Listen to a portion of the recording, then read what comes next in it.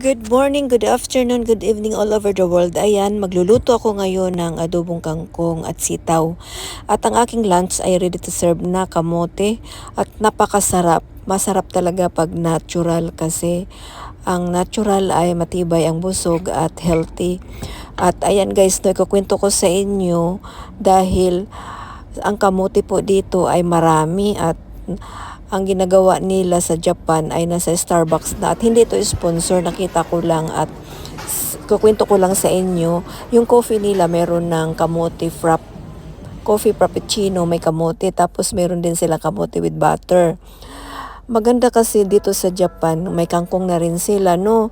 At may balanghoy na rin sila. Baka dadami na yung balanghoy kasi sikat na rin ang balanghoy sa Japan.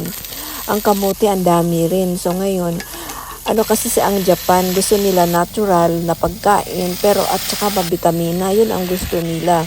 So ayan, yun po ang maganda sa Japan kasi na-appreciate nila yung mga pagkain na mabitamina talaga, no? At ito na po ang aking kangkong.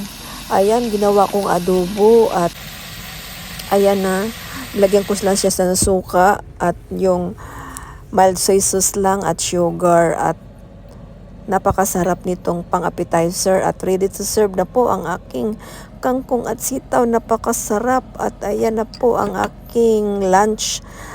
Napakasarap na at ayan na po, healthy at saka matibay nga ang busog. At ito na po, may sobra, ilalagay ko sa jar. At anytime na gusto kong kumain, madali na lang pong kumuha kasi luto na, ilalagay ko lang siya sa rep. At ito na po ang aking adobong sitaw kangkong. Thank you for watching. Bye.